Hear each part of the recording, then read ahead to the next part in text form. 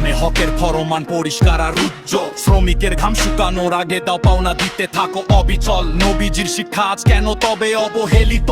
ন্যায় বিচার না পেলে জাতি হবে যে লাঞ্ছিত।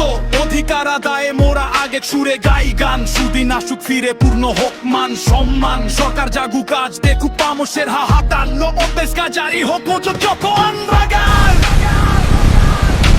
হে রব্বুল আলামিন কবুল করো এই মিনতি,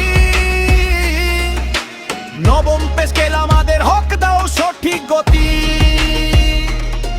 কর্মচারীর চোখের জল দেখো মালিক তুমি মহান, ইনসাফ কায়েম করো এটাই তোমার মহান বিধান।